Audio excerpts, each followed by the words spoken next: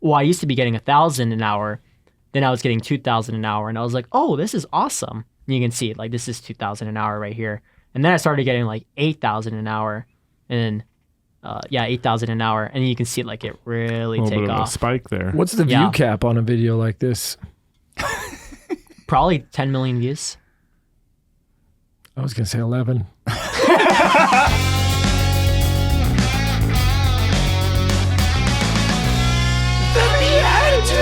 Hello, BeatiDudes worldwide. Welcome back to another fun-filled Friday episode of the BeatiDudes, a podcast for Christian men seeking to grow in holiness, learning with each other on this walk to eternity, hopefully with the Trinity. That is the goal. My name is Paul Kolker, and I am joined, as always, by my co-hosts, Jeff Schiefelbein. Howdy, Paul. Howdy, and Nick Bezner. Yo. Do you know this show is about how men can walk together to serve the Lord? That's it. There's nothing else to it. I always get straight to the point. Good intro. In a minute, we're going to sell you on the most amazing young 20-year-old YouTube strategist I've ever met. Yeah. But I want to talk first about selling you, Paul. Oh, okay. Who's got money? Wait. Hold on. What's happening? Are you physically selling it? I don't know. We're going to see what shows up. Oh. What? No, the other day I met a guy who was doing some pretty legit series work, cartoon series with some big names behind it. And I said, you're ready to roll? And he said, yeah, we're just filling in some of the voice actors. I was like, I have a voice actor for you. And instead of like writing your name and number down like a normal human would, I put a sticker of the BeatiDudes on a piece of paper. I drew a marker to your face and wrote Paul Kolker. And then I wrote your information around it. I handed him a business card that was half a sheet of paper, and I said, give him a call. See, so you big timed him. I did. You will not forget that contact information. Right. It works. Thank you. It's like, oh, wow, you spent extra money on this metal card or this really feels good card. You handwrite and put stickers on every piece of paper. You just have pre-written Remember when sticker Evan in. Raugust said that we don't do a good job of getting to the point or the guest? Let's make him wait a little longer. I don't remember that.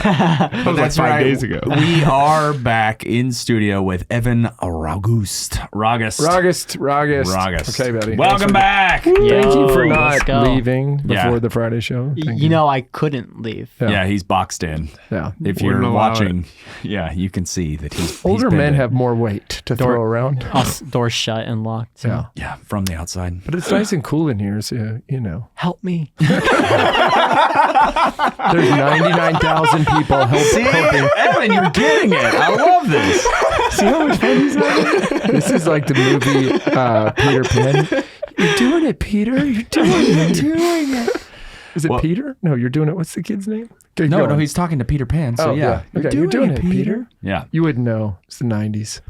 He did know a movie from the 80s, though. So, Back to the Future. All right, well, he knows more than us because he's a world traveler. That's right. World traveler. And you've got an episode about that, if I'm not mistaken. I mean, quite a few, but you've got a recent one, Yes. a specific one. Yeah, so I made a video where I went to Israel for the first time and basically went to every major location from Jesus' life. So like where he was born, where he grew up, where he lived, where he died, where he was resurrected.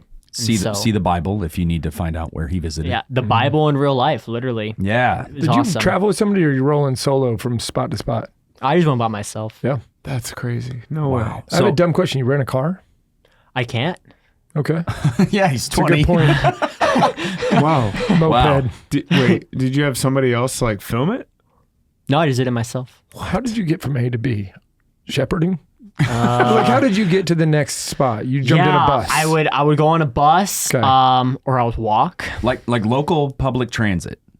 I realize this isn't the point of the show. I'm just trying to go through This the is logistics. If he fascinating, jumps yeah. on a plane with his backpack and goes and does the Jesus walk of life as a 20-year-old, just going from spot to spot. Do you speak any Hebrew or any No. of those languages? Did you have a strategy for the video?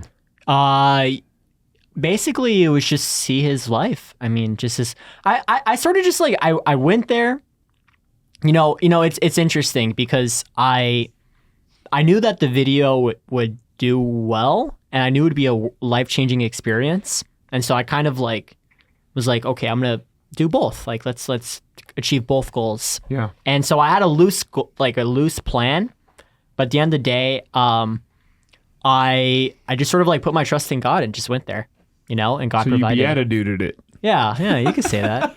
It does work sometimes.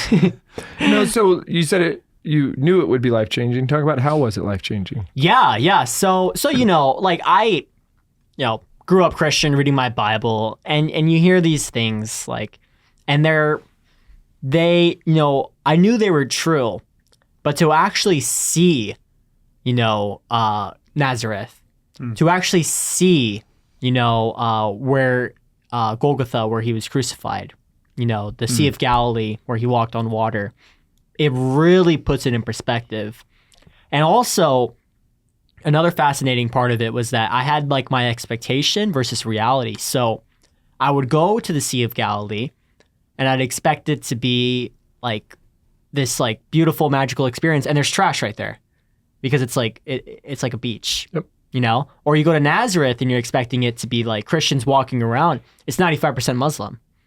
Or you go to where he was crucified and buried, and they're literally like within like 300 feet of each other because he wasn't like, I think typically we think that he's crucified and then he's buried like far away. Like they took him down from like the small like stone quarry to a cave and they buried him there. So it was sort of like, that was another interesting part. I think another fascinating part of it was that it just kind of made everything more real. And like, for example, like Bethlehem, like people typically imagine like the nativity scene, like in a wooden barn. It was actually inside of a cave. It was inside of a cave where God was brought into the world. And so it's these details that are like, obviously we imagine him having humble conditions, but it's like even more strengthened by actually going there in person. And it was literally life-changing. Was there any one moment in particular, besides being like bringing it to real life, putting it into context of time and space? Was there any moment where you got rocked spiritually or emotionally that you didn't see coming? You step into something, you witness something, you pray at something. Yeah, I think that moment was definitely when I was at the Sea of Galilee, and this was about midway through the trip, and it was definitely like partly like the lowest I'd felt because I'm literally halfway across the world from Texas, and like I'm there by myself. Literally everyone around me speaks a foreign language, and it just sort of like it was simultaneously humbling and also very. I just felt like God protected me, and God was great, and God had provided me with this YouTube channel and this ability to go here, and then me being here, and then him like this is like that was where like Peter fell into the waves and like Jesus picks him up, and just seeing that it was very powerful. Definitely Sea of Galilee was the highlight of it all. Yeah. There's a convent there, and I stayed there twice in my life in that convent. Really? At Sea of Galilee? Because we would go there with the Franciscan Foundation for the Holy Land. So it's like one of the places you sleep. And there's nothing like the fact that you're waking up to the sunrise. Like you didn't have to travel there. JP2 had stayed in one of the rooms at one point. So you just feel this even connection to a modern saint. I thought the Sea of Galilee was one of the most powerful places I've ever seen. Experienced. That's not the word. Seen is not it. It's experienced. I got to go while I was in seminary. Really? And it was, same sort of deal. Sea of Galilee. There's a piece about the place for one thing, but like you were saying, the making it real. There are 2 or 3 pages worth of gospel that could have happened in an afternoon. You can see them all. Yeah, but it could have all. Because it's like he goes to Peter's house in Capernaum. He goes to the temple. He's on the beach calling them, and like all of that is walking distance from each other. They sit down and listen to the BeatiDudes. For sure. Yeah, all of the episodes because we have such a clear intro and but yeah, I just remember that fact. It's like, okay, God became man. Well, if he became man, it happened in a specific place and time. Yep. And that is that place and time. So to walk in those steps, Like to walk in that area, you can actually start to see, oh, well, that was the synagogue that they went to. And that, I think I said temple earlier, I meant synagogue, but you know, that it's like, this is where he lived. This is where he walked around all the time. And so 3 or 4 pages of the gospel could have been just half a day. Yeah. So when John says that there are many more things that could have been written than that would fill books that the world couldn't contain, it's like, oh, that's why. That's why, because we're getting these snapshots. You experience this alone, and then when you're done or back or on a plane, you're editing stuff and you post something and you get all this, like, I mean, it's kind of going bananas right now. Yeah. Does that change the experience from being something that you felt like you experienced alone to now you feel like you're experiencing it with others, or no? That is always, because there's this part about recording that warps reality. You know, when the camera is turned on, you know, we act differently. Yeah, you would never talk like that if you were just walking around without a camera. Yeah. I mean, you know, well, one thing is that you can definitely train yourself to be more conversational on camera. Sure. You know, and so I've built up that aspect, but I hear what you're saying about the whole, like, you know, was part of it by myself and then sharing it. I like to sort of think about it like, you know, I hate to sort of segment to do. I think the two are intermixed. You know, my life is YouTube. My life is putting my life out there. My life is these experiences. And so part of it is also thinking about it through the video's lens. But there's also something about making a video about it that elevates the experience, because when I went into the editing process and I'm telling the story, I'm able to really hyperfixate on what happened. And ultimately, I'm able to tell, like, this amazing, awesome experience and convey it much more effectively than, you know, just me just talking about it with my friends, you know? Well, yeah, so you're almost teaching other people about the experience that you had. I also see it as art. It's art. It's an artistic piece, and it's me expressing myself, and so I enjoy it. I enjoy it. Yeah. That's powerful. I don't know why. Did you ever see that show or read the book Into the Wild? The guy that ends up in Alaska, love right? it. I love but Into the remember what he Wild, wrote on the bus? He was like, happiness only exists when it's shared, right? Yeah. And so you can fall into this trap of like, you're doing all these things and they're amazing, but you're really, if you were just posting pictures on Instagram, but you never were with people, you didn't have community. What's wild about YouTube and the way that you've been able to approach it as your craft, like it's not just a hobby, this is your job. Yeah. You also then have real community. There's people on there that you know support you. There's people that you know in real life that are on there supporting you. And then there's other people that you know you're impacting lives because you're getting prayer requests right now. You're getting people's stories right now. You're getting people that are angry, and not even at you. They're angry because they've been hurt somewhere. Yep. And so you're entering into real life through that. And you're the best, I mean this wholeheartedly, you're the best description of the Catholic Church saying the internet is the 8th continent and it's a place, not a tool, because you're doing it with this love and grace and I love it. practical approach. And I like a lot of your friends. I think they do good work. If you only let me watch one YouTuber on the drive home, it would be you. Love that. Not while I'm driving. That really does mean a lot. It means I mean a lot. it completely, dude. Yeah. And I know Iron Inquisitor just said he's done. This is your buddy out in California, right? Because he's going into the seminary. I like his stuff. And I can watch it. I like yours a lot more. And that's not like trying to be comparison. Like, I will watch everything you make. Guys, awesome. It's a big deal for you if you've heard my endorsement right there. He's looking for partners and endorsement. He just got one. I am. I was looking up at the grandstands. Well, you might see the what he was looking at earlier. In the What was that you found? Oh, yeah. We need to do a better job. This is unbelievable. Tell us about the actual video. So you went and you made it. What are the fruits of it right now, and how long did you release it? Yeah. So we can see, you know, the video itself. So it's at 171,000 views. So this I don't want to. Basically, like, yeah. So I made this video, like, this is the thumbnail, and so basically it's a split between like a painting of Jesus and then like a Photoshop picture of me behind the cross, trying to convey it, because it's hard because there's not a lot of super identifiable this is Christian things, and as iconic as it is, it's also lacks some of that, so I had to kind of artistically portray that. Yeah, but and then you say then and today, so it draws so people there's in. contrast. So there's contrast. Yeah. And then yeah, it's sitting at 171K. And then basically I woke up this morning super happy because it started to really take off. Picking up. Yeah, because I was getting like, I used to be getting 1,000 an hour. Then I was getting 2,000 an hour. And I was like, oh, this is awesome. And you can see like this is 2,000 an hour right here. And then I started getting like 8,000 an hour. And 8,000 an hour. And you can see like it really take bit of off. a spike there. What's the view cap on a video like this? Probably 10 million views. I was going to say 11. Yeah, don't sell yourself short, man. No, I'm No. I mean, that's what I'm trying to do. I'm trying to make videos that can reach the most amount of Christians possible. And so that's the game, is that I just try to make it. That's awesome. So, yeah.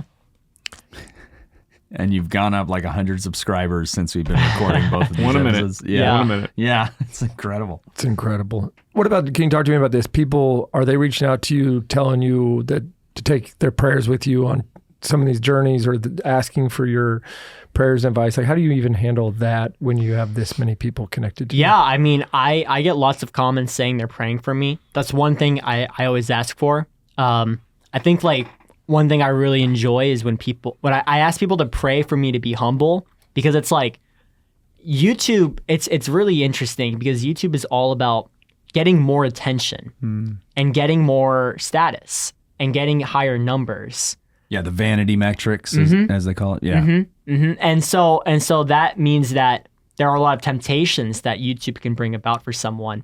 So it's really important to stay grounded. This number here, as exciting it'll be when I hit 100K later today, it's also like, at the end of the day, it's just a number. It's just a number. And it's hard because I type so much self-worth into it.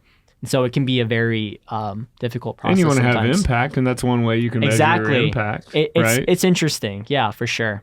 Yeah, but it's keeping those goals in proper proportion. Yeah. So, I mean, it's like a business, that it's having impact if it has a lot of profit, right? But the profit is not necessarily the goal. It's a byproduct of a good service or a good product. Exactly. Yeah. I can predict too that this will be a fun little moment. It'll be fleeting. The 5 subscribers you get after 100,000 will be, then there'll be 6 and then 7, and it'll keep going. I think when you hit 200,000, you're not even gonna be watching it. But right now for 100,000, you have your best friends here with you.